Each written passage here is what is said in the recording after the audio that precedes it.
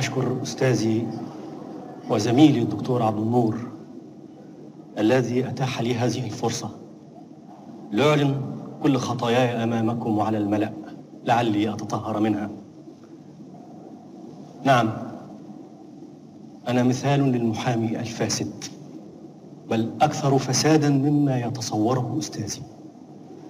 أنا ابن لهذه المرحلة والمراحل التي سبقتها. تفتح وعيي مع التجربة الناصرية، آمنت بها ودافعت عنها، فرحت بانتصاراتها وتجرعت مرارة هزائمها وانكساراتها.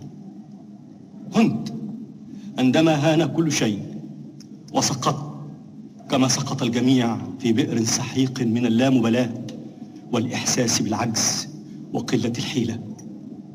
أدركت قانون السبعينات ولعبت عليه وتفوقت.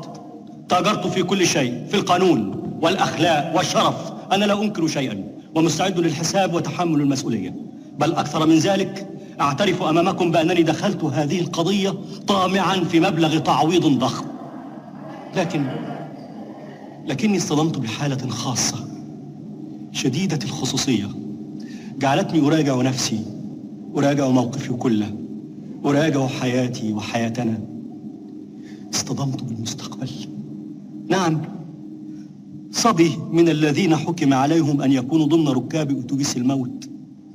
رأيت فيه المستقبل الذي يحمل لنا طوق نجاة حقيقي. رأيتنا نسحقه دون أن يهتز لنا جفن.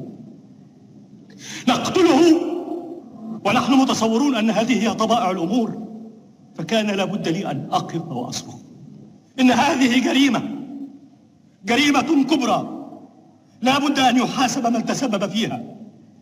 إني لا أطلب سوى محاسبة المسؤولين الحقيقيين عن قتل 20 تلميذا لم يجنوا شيئا سوى أنهم أبناؤنا، أبناء العجز والإهمال والتردي.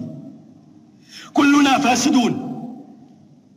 فاسدون، لا أستثني أحدا حتى بالصمت العاجز الموافق قليل الحيلة.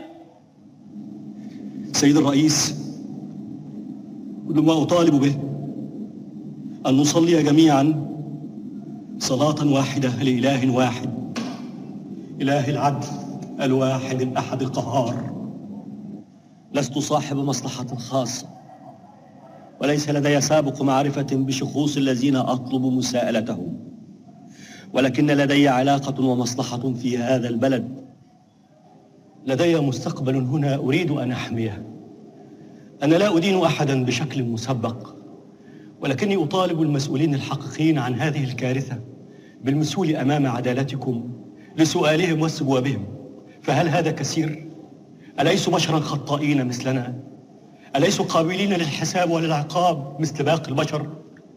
سيد الرئيس، أنا ومع المستقبل كله نلوذ بكم ونلجأ إليكم، فأغيثونا والله الموفق.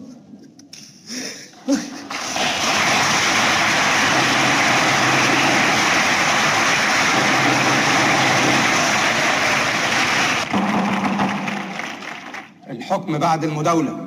يا أستاذ، وفد من النقابة هو جاي يقف معاك، ولجنة الدفاع عن الحريات وجمعية حقوق الإنسان والأحزاب كلهم باعتين مندوبين.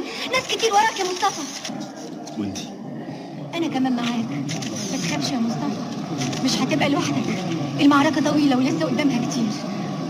محكمة!